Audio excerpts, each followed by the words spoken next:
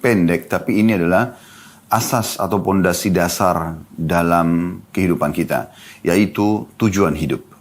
Saudaraku seiman, kita bisa buka bersama-sama di awal acara kita ini surah Az-Zariyat.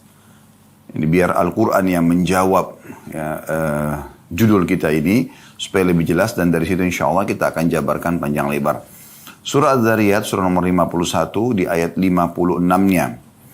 Di situ Allah subhanahu wa ta'ala berfirman yang memberikan gambaran tentang judul ini. Dan surah atau ayat inilah yang menyebabkan kami memilih juga judul ini. Allah berfirman, وَمَا خَلَقْتُ الْجِنَّ وَالْإِنسَ إِلَّا لِيَعْبُدُونَ. Aku tidak ciptakan jin dan juga manusia kecuali untuk mengabdi, menyembah, patuh kepadaku. Jadi teman-teman sekalian, sebagai seorang muslim, kita sudah yakin tentang makna kalimat La ilaha illallah. Tiada Tuhan yang berhak disembah kecuali Allah. Artinya, teman-teman semua melihat, mengarahkan pandangan matanya ke langit, semua yang dijangkau oleh mata kita di sana, dari burung yang terbang, pergantian siang malam, hujan yang turun, awan, bintang-bintang, atau yang tidak terjangkau oleh mata kita. Mungkin kecanggihan teknologi manusia sampai di hari kita sekarang masih belum bisa menjangkau jenis-jenis bintang tertentu di langit sana. Jadi ada yang belum nampak gitu ya. Kemudian juga di bumi, apapun yang nampak, seperti misalnya yang nampak seperti manusia, kita sendiri ya, manusia ini sendiri dari beragam macam paras wajah, postur tubuh, kemudian bahasa, kebiasaan, ya, tradisi, dan populasi manusia, interaksi satu sama yang lain di antara mereka. Kemudian juga tumbuh-tumbuhan dari rumput yang kecil sampai pohon beringin yang besar dengan beragam macam bentuknya, ya, sifat-sifatnya. Kemudian juga hewan-hewan dengan berbagai macam jenisnya nampak dengan jelas di depan mata kita, apalagi dengan teknologi yang ada sekarang. Kita bisa melihat semua jenis hewan yang ada di hutan, di lautan, diangkat, divideokan, dan kita bisa melihat mereka semua. Walaupun mungkin belum semua terjangkau, tapi kita bisa lihat dari semut yang kecil sampai gajah yang besar, dari ikan yang kecil sampai ikan yang besar, dari burung-burung yang kecil sampai burung yang besar. Jadi semua bisa nampak. Kemudian juga air, ya, yang kita bisa gunakan setiap harinya, api, udara, ya. Ada juga yang tidak nampak dengan mata kita. Maaf, udara pun termasuk yang tidak nampak, ya. Yang tidak nampak seperti misalnya, ya, jin, manusia, partner daripada manusia Allah ciptakan, tapi memang manusia tidak, Allah tidak nampakkan pada manusia. Kemudian semua perasaan-perasaan yang kita rasakan, rasa suka, rasa sedih, ya, senang, ya, gembira, ngantuk, ya, lapar, haus, semua ini tidak nampak, tapi kita bisa rasakan, ya. Semua itu, teman-teman sekalian, kembali kepada satu makna atau satu kalimat, masuk dalam satu kalimat yang selama ini umat Islam selalu ikrarkan dan juga yakini. Bahkan dengan kalimat ini seseorang bisa dianggap masuk ke dalam agama Islam, yaitu La ilaha illallah. Tiada Tuhan yang berhak disembah kecuali Allah. Artinya semua di langit dijangkau oleh tidak dijangkau oleh mata kita, semua di bumi, semua di kedalaman lautan dijangkau oleh tidak dijangkau oleh mata kita. Kata kuncinya, tidak ada penciptanya, tidak ada pemiliknya, tidak ada yang mengurus, tidak ada yang mengawasi kecuali Allah subhanahu wa ta'ala. Oleh karena itu seorang muslim selalu kembali kepada satu Tuhan ini, ya, satu Tuhan ini. Dan kita sudah dipandu oleh Tuhan yang satu ini, Allah subhanahu wa ta'ala, dengan kemahaadilannya di dalam syariat yang diturunkan oleh Allah melalui para nabi, dan kita sekarang di masa Nabi Muhammad SAW dalam Al-Quran. Sehingga dipandulah bagaimana kita mengenal Allah subhanahu wa ta'ala. Mayoritas ayat Al-Quran berbicara tentang pengenalan Allah subhanahu wa ta'ala, dan juga apa yang Allah subhanahu wa ta'ala inginkan, ya. Maka kita jadi tahu Allah perintahkan kita ada yang wajib sholat, zakat, puasa, kemudian haji, ya, bakti sama orang tua, gitu kan. Ini semua yang wajib-wajib dan disebutkan tentang keutamaannya. Orang kalau sholat dapat apa, orang kalau zakat dapat apa, ya, orang kalau haji dapat apa. Semua disebutkan, bakti sama orang tua dapat apa. Begitu juga dengan amalan-amalan sunnah. Nah, amalan-amalan sunnah. Jadi sholat sunnah, puasa sunnah, semua ini dengan semua keutamaannya. Gitu kan? Ada keutamaan-keutamaannya. Juga dalam syariat Allah Subhanahu Wa Taala dijelaskan apa yang Allah larang. Ya, dari zina, riba, memukul, menggunjing, memfitnah, durhaka sama orang tua, mencuri, dan seterusnya. Dan dijelaskan panjang lebar dengan gamblang, dengan ancaman-ancamannya supaya manusia tidak terjerumus dalam hal tersebut. Sehingga kita pada saat beriman kepada Allah SWT menjadi orang yang baik, manusia yang sempurna. Kenapa saya katakan begini? Karena memang dalam syariat Allah disuruh kita jadi orang baik, kan? Jujur, amanah, tanggung jawab, bakti sama orang tua, membantu orang susah.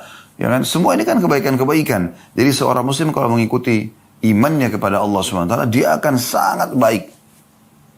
Dan tentu dia akan jauhi apa yang dilarang.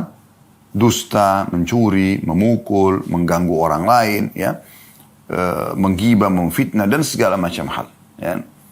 Maka seorang muslim yang beriman kepada Allah akan terkontrol hidupnya, ya, akan teratur rapi. Kan gitu.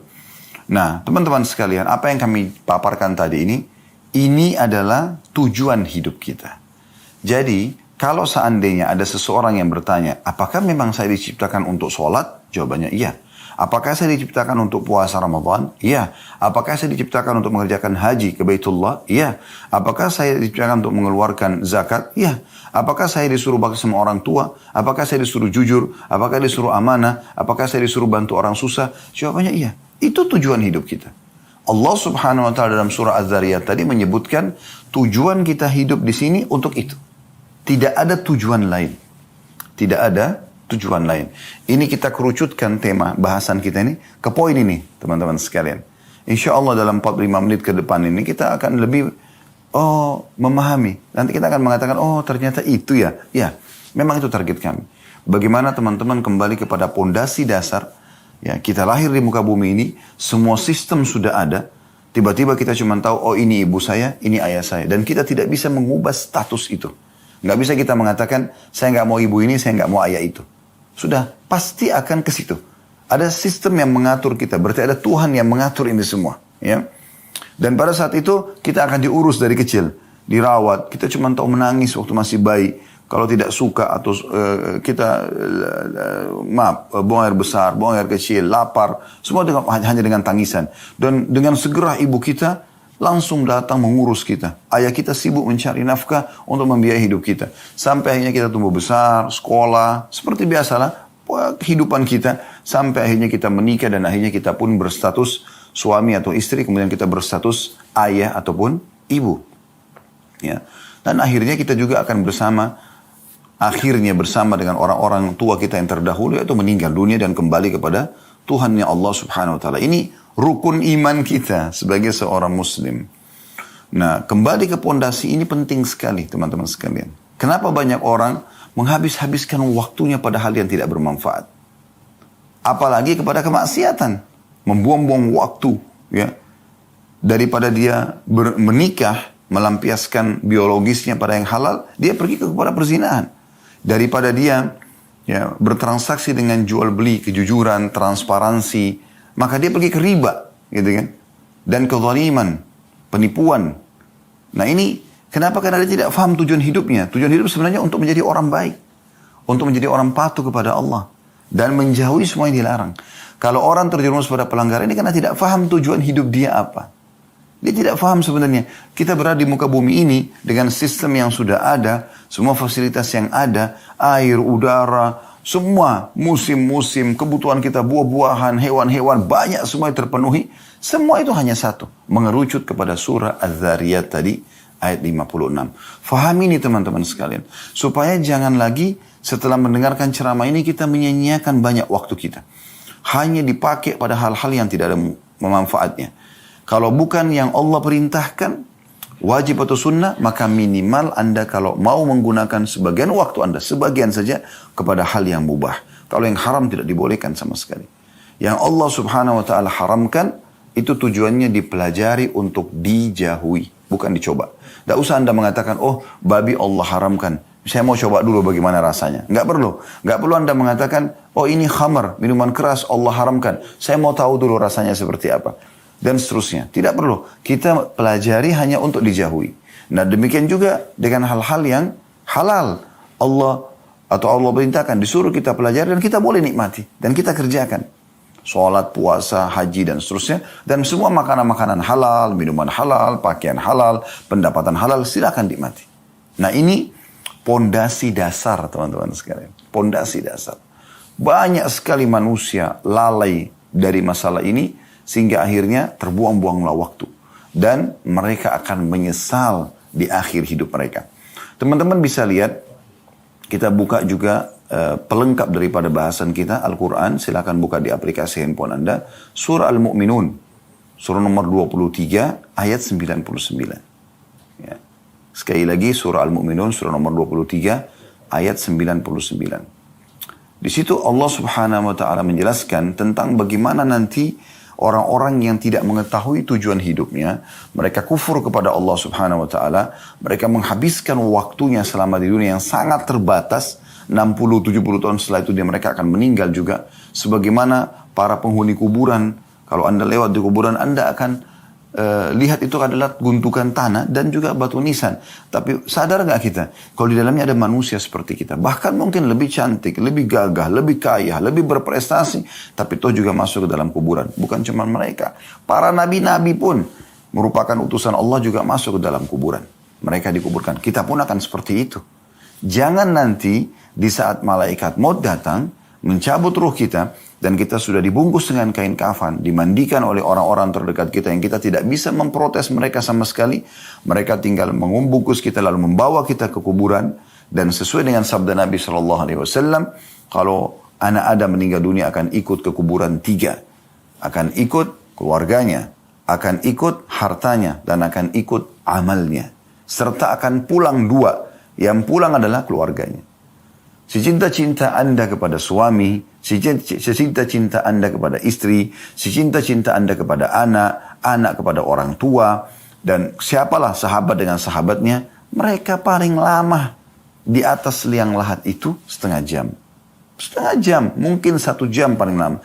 Tidak akan pernah ada seorang ibu pun yang sangat cinta dengan anaknya, ayah cinta sama anaknya, suami atau istri cinta satu sama yang lain, atau sahabat sama sahabatnya nginap di kuburan itu, tidak ada. Sudah menjadi sistem yang Allah buat, pasti mereka pulang. Walaupun mereka sedih, tapi mereka tidak akan temani kita di sana. Yang kedua, harta. Semewah apapun mobil yang teman-teman miliki, hanya akan parkir di pagar kuburan. Tidak akan masuk ke liang lahat. Juga kalau mobil Alphard Anda, Ferrari Anda dimasukkan ke liang lahat, mau diapakan? Mobil tak dipakai di kuburan. Kan gitu. Maka semua ini akan pulang. Kerabat Anda akan beraktivitas mengisi sisa umur mereka, tinggal mereka lakukan isi dengan kebaikan atau keburukan, itu tergantung. Kemudian harta Anda akan dibagi menjadi warisan. Yang tinggal bersama Anda apa? Yang ketiga, yaitu amal. Nah yang selama ini teman-teman tidak fahami tujuan dari hidupnya, untuk sholat, untuk puasa, untuk segala macam, di saat itu mereka menyesal. Coba seandainya.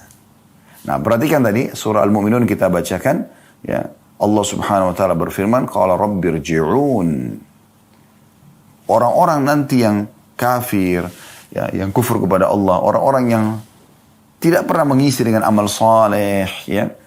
Mereka tidak tahu tujuan hidupnya, foya-foya saja, tiap hari mabuk-mabukan, kumpul-kumpul, tidak ada manfaatnya, tidak ada hasilnya, tidak ada detik-detik yang Allah berikan diisi dengan ibadah, ya.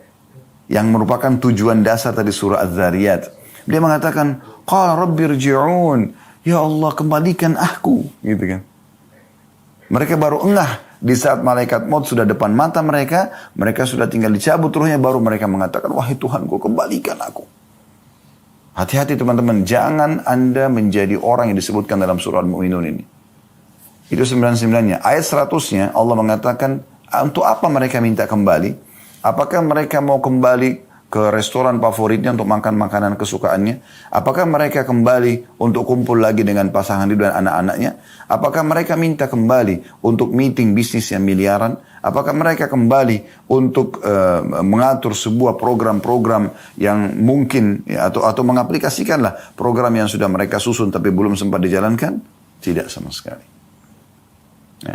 Mereka mengatakan, la'alli a'malu salihan fima tarakt. Semoga saja di saat engkau kembalikan aku, hai Tuhanku, ya, ke dunia, jangan mati dulu, gitu kan? Agar aku bisa beramal saleh, apa yang aku tinggalkan. Perhatikan, jadi ini tujuan hidup sebenarnya. Di saat kematian baru dia sadari. Ternyata kumpul-kumpul sama keluarga, ya meeting segala macam, ini pelengkap, ini warna hidup. Tapi tujuan dasarnya adalah mengabdi kepada Allah. Dia berharap kembali ke dunia untuk beramal saleh yang dulu dia sia-siakan. Lalu kata Allah apa? Kalla, innaha kalimatun huwa qailuha. Nggak mungkin, kata Allah. Itu hanya perkataan yang terucapkan di lisan.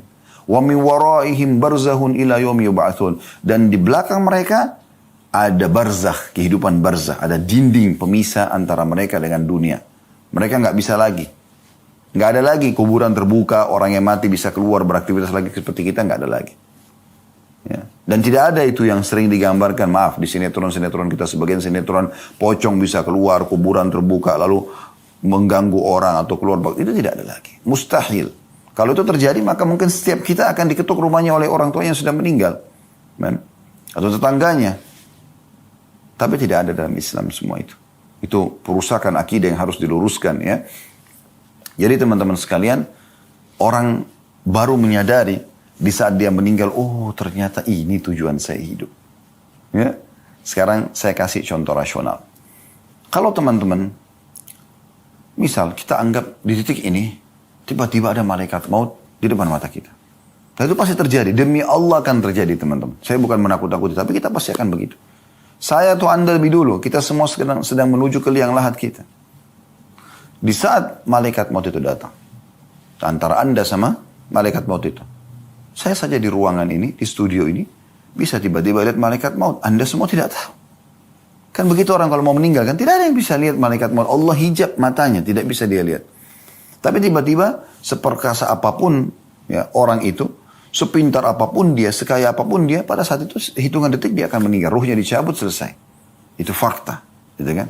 Pastikan. Sebagaimana Allah sebutkan dalam surah Al-Imran, kullu nafsin za'iqatul maut, semua jiwa pasti akan mati. Tidak mungkin tidak gitu. Nah, di saat Anda menghadapi kematian tersebut, ya, malaikat maut misalnya menyampaikan kepada Anda, wahai fulan, Allah masih memberikan sekarang kamu kesempatan setengah jam. Setelah itu saya akan cabut ruh kamu. Kira-kira teman-teman, saya ingin tanya, coba bayangkan ini. Saya mau tanya, kalau setengah jam itu Allah berikan kesempatan, apa yang akan Anda lakukan?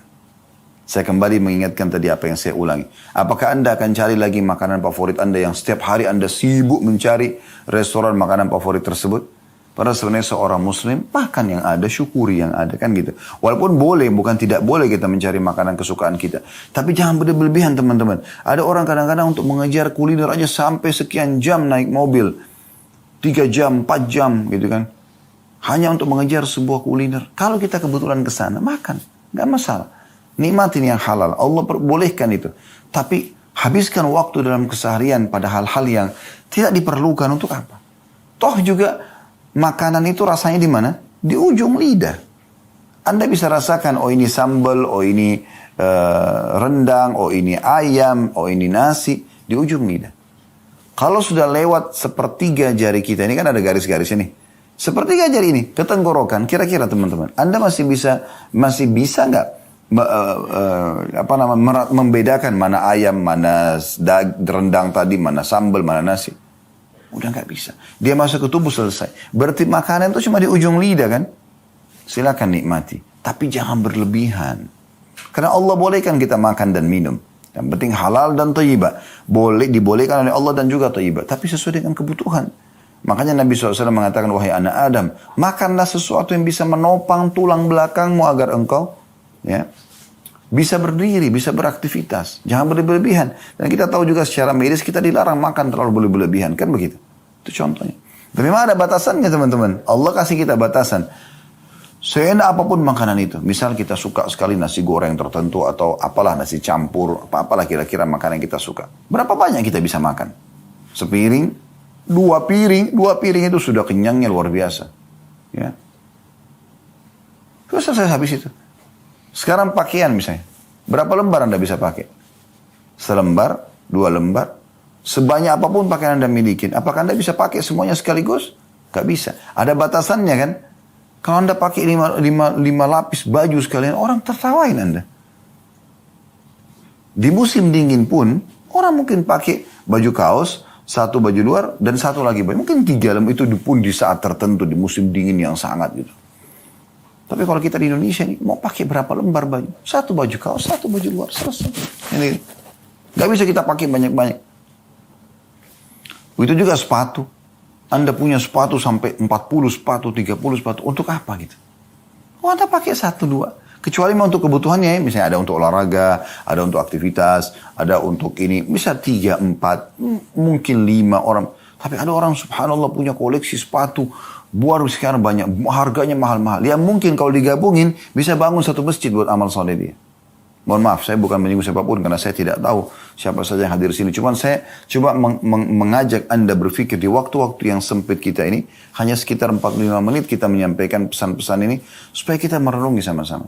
Berarti saya tidak boleh pakai sepatu bermerek Ustaz? Boleh, tapi jangan berlebihan. Saya tidak boleh makan makanan enak Ustaz? Boleh, cari restoran terbaik, tapi jangan berlebihan. Gitu. Boleh saya tidak boleh pakai pakaian yang bermerek? Boleh, tapi jangan berlebihan. Jangan menjadikan target utama. Contoh misal, pecinta-pecinta dunia ini, kalau dia mau makan di satu restoran. Lalu kebetulan dia pergi ke sana, tutup restorannya. Kecewanya luar biasa, sampai menjadi bahan cerita mungkin seminggu dengan teman-temannya. Kenapa akhi dan ukhti? Hanya karena tidak bisa makan di situ? Baik, nanti kita bisa makan. Oh, saya kemarin ke restoran sana tuh nggak dapat, tutup, sayang bener. Loh kenapa? Mau beli baju, ternyata bajunya habis, kehabisan stok. Oh, itu baju merek bagus gini, saya mau. Akhi dan ukhti, mudahkan kehidupanmu. Bukan itu tujuan utama. Tujuan hidup bukan itu. Justru kamu harus merasa sedih di saat kamu tidak sempat sholat subuh, tidak sempat sholat duhur, asar, maghrib, isya, atau telat dari waktunya. Karena sholat kan harus tepat waktu, tepat gerakan, dan tepat bacaan. Kan ini 3 khusyuk ini. Ya. Ada yang luput di sini, Anda sedih. Ini wajar Anda sedih. Bayangkan teman-teman, Nabi SAW mengatakan, rak'atai fajr khairu minad dunya wa ma fiha. 2 rakaat sholat sunnah fajr lebih baik daripada dunia dan seluruh isinya. Coba, itu nilai. Kenapa Nabi SAW mengatakan lebih baik daripada dunia dan seluruh isinya? Karena memang itu yang kita butuhkan di kuburan kita. Itu yang kita butuhkan di akhirat kita. Semua ini dunia cuma pernak-perniknya. Kan gitu. Maka jangan berlebihan. Jangan keluar dari tujuan hidup kita yang sebenarnya. Ya. Lalai. Bahkan ada orang disayangkan sekali sudah sampai pada umur tua pun. Di atas 40 tahun itu sudah harus ada peringatan-peringatan yang luar biasa. Itu masih saja lalai. Bahkan ada yang baru terjerumus ke dalam banyak pelanggaran di umur-umur seperti ini. Padahal sebenarnya mereka harus, ini sudah waktu warning ini, peringatan di sini. Gak bisa lagi kita macam-macam. Ya. Udah harus kita sadari kesalahan-kesalahan masa lalu. Kita mohon ampun kepada Allah. Kembali kepada Allah SWT. Tidak boleh disia-siakan, tidak boleh salah dalam masalah seperti ini. Nah, ingat teman-teman, di saat kita meninggal dunia, semua urusan pernak-pernik ini hanya akan menjadi pembicaraan orang. Dan itu pun hitungan hari. Misal orang mengatakan, oh itu bajunya dia. Yang dulu kita kejar-kejar tuh, oh itu bajunya si fulan atau fulana. Oh itu sepatunya, oh itu tasnya, oh itu mobilnya, oh itu rumahnya, oh itu anaknya, oh itu suaminya, oh itu istrinya, oh itu orang tuanya, oh itu tetangganya. Setelah itu, selesai. Apa manfaatnya buat orang yang sudah meninggal? Gak ada. Kenangan saja. Yang selama ini kita jor-joran, saling bersaing, sombong-sombongan, ya. Itu ternyata cuma jadi kenangan. Setelah itu akan dipakai oleh orang lain. Mungkin dibagikan kepada orang lain. Sebagian harta kita dijual, dibagi warisan. Anak-anak kita pun akan memberikan kebutuhan-kebutuhan mereka. Selesai. Jadi sudah hitungan hari. Setelah itu orang sudah tidak lagi mengatakan, oh ini simpan, ini bajunya si dia nih. Simpan, nanti mungkin satu waktu dia hidup lagi bisa pakai. Nggak ada begitu. Nggak ada. Nah, yang kita titik beratkan teman-teman sekalian, tujuan hidupmu hai saudaraku. Beribadah kepada Allah. Meeting berapa miliar pun, berapa triliun pun, tinggalkan untuk sholat. Maaf, saya sholat. Bilang kepada orang-orang yang hadir di situ. Yang muslim ajak sholat. Yang kafir, izin sama mereka baik-baik. Lalu kita akan kembali setelah sholat. Sholat itu 5 menit. Absen kepada Allah. Ya Allah, baik saya hadir. Allah panggil, hayya ala sholat. Ayo sholat. Hayya ala falah. Ayo menuju kepada kemenangan. Allah kasih kita gambaran, panggil, absen. Kata Salamah bin Dinar rahimahullah, seorang ulama tabi'in, usahakan dimanapun Allah menginginkan kau hadir, kau ada di situ yang pertama. Sholat, zakat, Ramadan, kamu yang pertama, di saat pertama. Dan usahakan kamu yang paling jauh dari apa-apa yang telah Allah haramkan. Di situ baru kamu bisa menikmati keimanan itu. Sisi lain teman-teman sekalian. Ada juga ya pelengkap dari surah Al-Mu'minun ini, ada surah Al-Munafikun. Ayat terakhirnya. Di situ juga orang-orang ada yang menyesal, gitu kan. Surah Al-Munafikun ini jelas Anda tinggal cari di daftar isi. Lihat di akhir-akhir ayatnya. Allah mengatakan wa anfiqu mimma razaqnakum min qabli an ya'ti ahadakumul maut fayaqula rabbi laula akhartani ila ajalin qaribin fa asaddaq wa aku minas salihin. Kata Allah SWT, infakkan, segera keluarkan harta-hartamu di jalan Allah Subhanahu wa taala sebelum datang kepada seseorang dari kalian kematian. Lalu dia berkata pada saat itu, wahai Tuhanku, terlambatkan beberapa saat dulu kematianku. Untuk apa? Untuk makan makanan favorit, untuk kumpul sama teman-teman, untuk biologis dengan pasangan? Nah. Fa'as-saddaq, agar aku bisa bersedekah. Wa aku minas salihin, dan aku menjadi orang-orang saleh.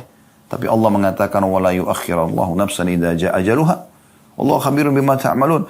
Allah tidak akan pernah menerlambatkan ajal seseorang kalau datang, dan Allah akan memberitahukan apa yang kalian kerjakan. Akhir surah Al-Munafikun.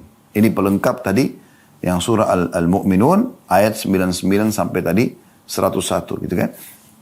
Jadi teman-teman sadari poin ini. Tujuan kita mengadakan Zoom, taklim Zoom ini pada waktu ini, dan Anda pun meluangkan waktu, saya meluangkan waktu, mungkin kita punya aktivitas yang lain. Semua tidak ada lain kecuali untuk menyadari tujuan hidup kita apa. Dan tidak ada yang bisa menyelamatkan diri kita kecuali kita sendiri teman-teman sekalian. Allah Subhanahu wa taala mengingatkan dalam Al-Qur'an, "Innallaha la yughayyiru ma biqaumin hatta yughayyiru ma bi anfusihim." Allah tidak akan mengubah nasib satu kaum sampai mereka mengubah nasib mereka sendiri. Kalau Bapak Ibu tidak segera menyelamatkan dirinya, menyadari masalah ini, maka pastikan teman-teman sekalian, kalau Anda akan menyesal nanti di akhir ajal nanti. Dan ingat teman-teman, jangan pernah bangga dengan amal soleh yang pernah kita kerjakan. Oh, saya sudah sekian kali haji, sudah sekian kali umrah, umur saya sudah sekian puluh tahun, saya sudah berapa kali sholat, ya saya sudah bakti sama orang tua saya. Jangan pernah berbangga dengan itu. Karena Anda tidak pernah tahu apakah itu sudah diterima dengan pahala sempurna atau tidak. Oleh karena itu kita selalu disuruh berbuat amal soleh setiap hari selama ajal kita belum datang. Kenapa teman-teman kita selalu sholat tiap hari? Kenapa kita selalu baca bismillah setiap kali mau makan dan minum? Kenapa enggak sekali seumur hidup saja? Karena memang kita butuh memperbanyak amal soleh tersebut, dan kita bersaing di situ untuk mendapatkan derajat tertinggi di surga nanti, di akhirat nanti.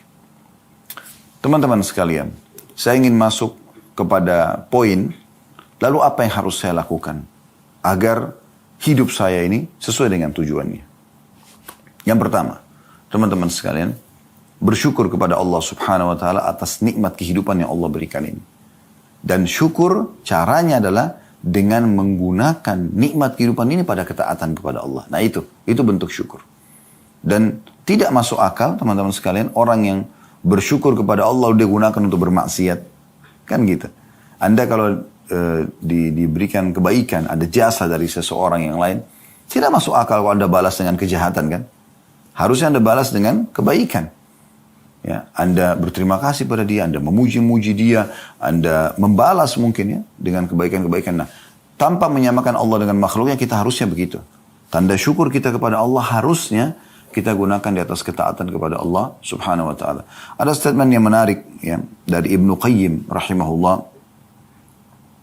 Beliau mengatakan asyukur zuhur athar ni'matillahi ala lisan 'abdihi sana'an wa'tirafan. Syukur itu, ya, itu adalah nampak dari lisan seorang hamba sebagai bentuk bekas nikmat Allah dengan puji-pujian dan mengakui sebagai nikmat. Wa ala qalbihi syuhudan wa mahabbah, dan dalam hatinya ada kesaksian kalau ini memang nikmat dari Allah, dan juga mencintai pemberi nikmat itu.